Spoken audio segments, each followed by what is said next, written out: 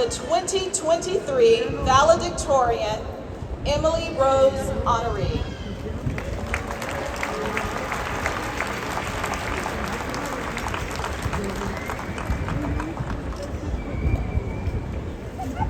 Hey guys. You all look good, by the way. I love all your regalia and your caps.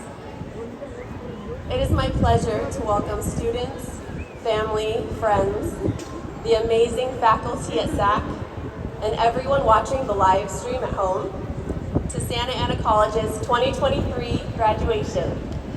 Woo!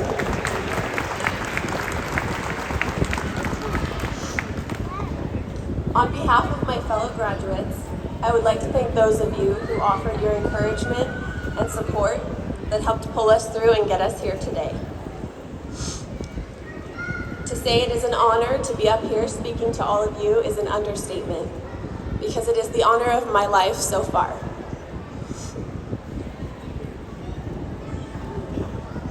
I never imagined that graduating from college would be possible for me, let alone to be standing here on this stage as your valedictorian today. Before I share anything more, I would first like to take a moment and tell all of my fellow graduates how proud I am of each and every one of you. It takes an incredible amount of self-discipline, sacrifice, and perseverance to get here today, and we all did it. It would be remiss of me not to mention how we stayed the course in the midst of a global pandemic, during civil unrest and political violence. Not every graduate can say that. We should be extremely proud of ourselves. When I was thinking about this day and all that it represents, I was overwhelmed. To many people, going to college and receiving a degree is a normal rite of passage. But to others, college was never in the cards. To some, college was almost foreign or outlandish. I am the first in my family to graduate. How many of you are first generation graduates? Woo!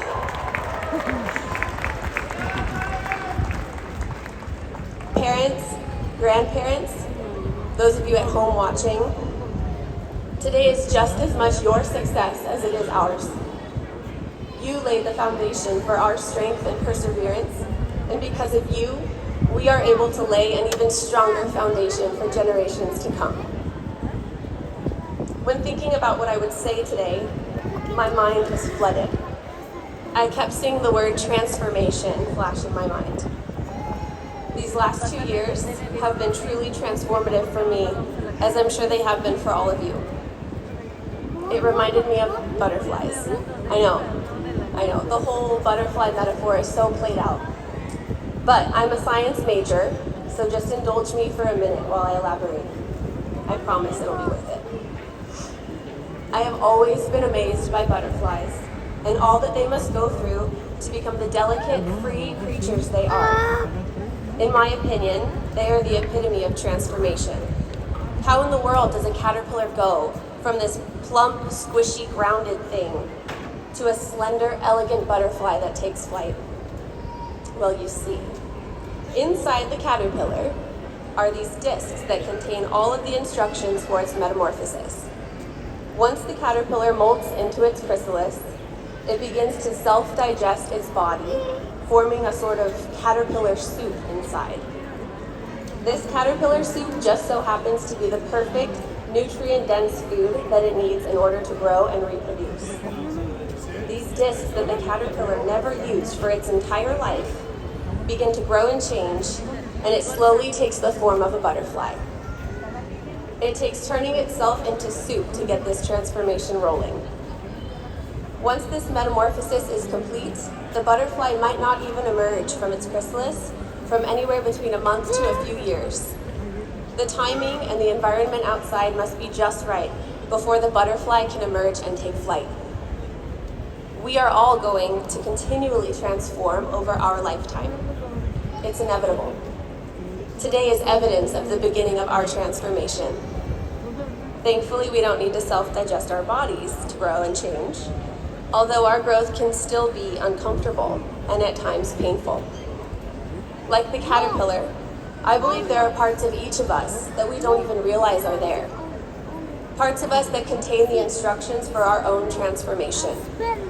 These are our character traits, attitudes, beliefs, passions, creativity, in which an experience will activate them.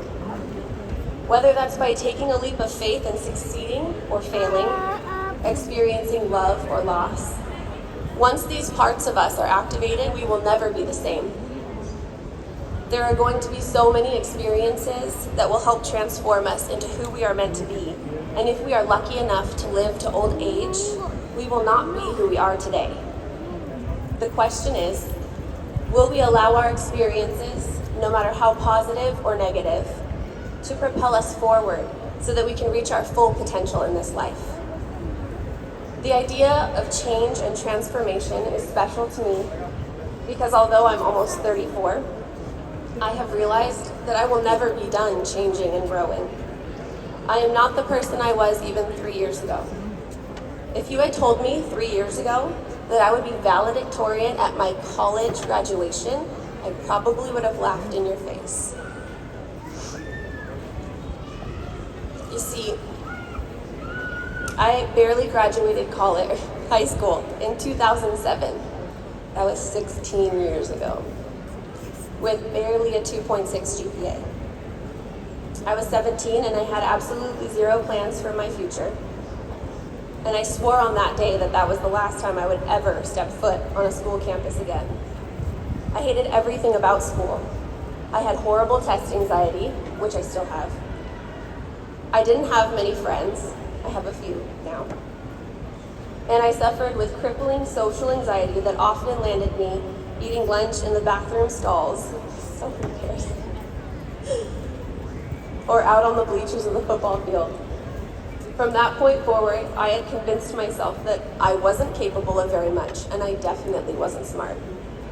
These were the words that became my inner voice from that point on. A couple of years after high school, I was working as a file clerk, renting a room from a stranger, and I was pregnant. She's here. Hi, Olivia.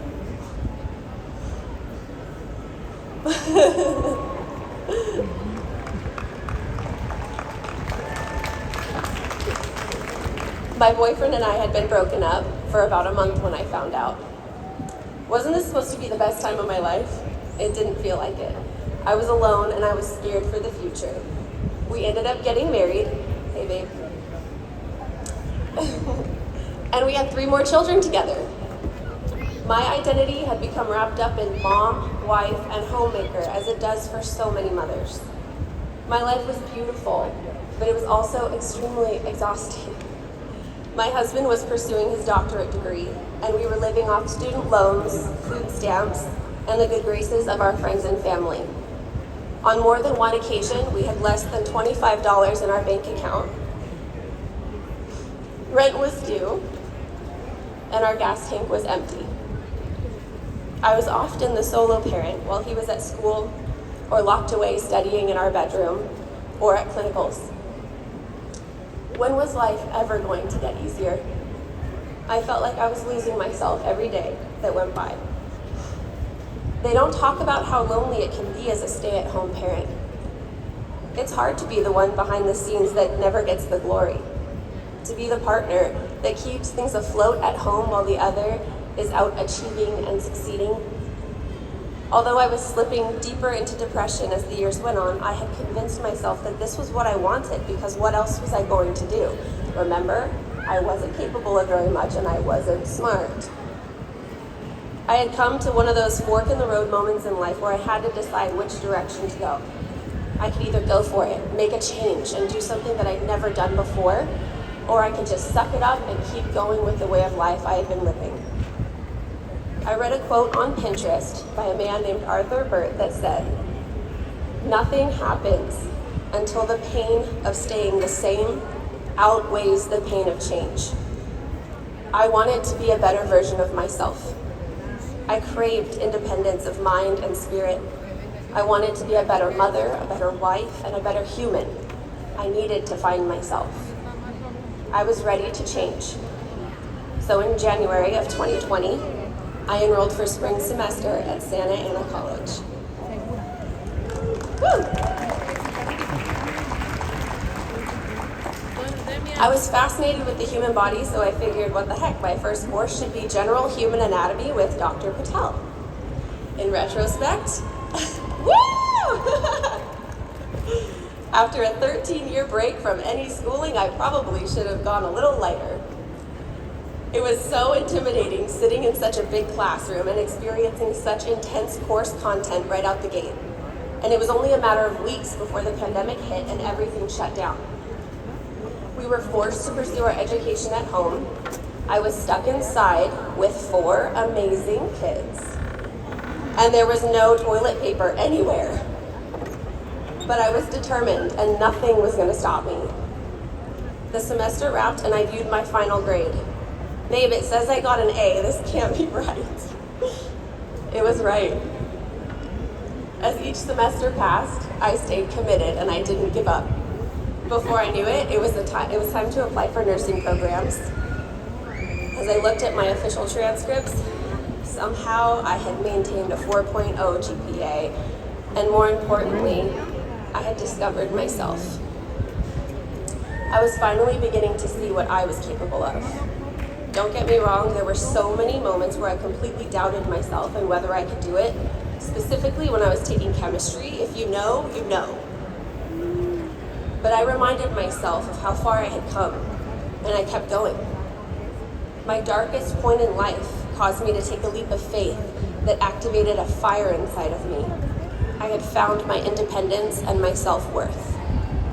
Gloria Jean Watkins, better known as Bell Hooks, was a distinguished professor, theorist, and writer on things like race, feminism, and class. She was smart, extremely brave, and incredibly empowering. She said, "The academy is not paradise, but learning is a place where paradise can be created." For the last 3 years, alongside all of you, learning has been my paradise. We all have struggles in this life. My story is not unique or special. You all have your own beautiful stories of sacrifice and perseverance. In the last 3 years, some of you may have lost loved ones or jobs, or at times even felt like you lost yourselves. But you're here today. Today is proof that we can do hard things in this life.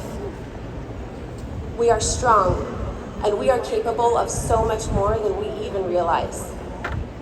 Today is just the beginning of our transformation. Just a glimmer of the people we are becoming. Just like the caterpillar, see, I'm going full circle, must go through the rigorous and messy work of becoming a butterfly, we must also stay persistent and go through the work and at times the suffering in order to transform ourselves. We must dream big and face our fears of the unknown. We must continue to be brave and take leaps of faith and accept the discomfort of our growth. We can't be afraid of the challenges that we will most certainly face in this life, because what doesn't challenge us cannot change us.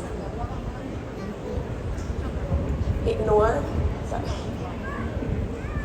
that inner voice that is telling you an old story. Embrace the discomfort of growth, because right on the other side of that discomfort, whether it's doubt, heartbreak, or even failure, is transformation. Congratulations, class of 2023. We did it!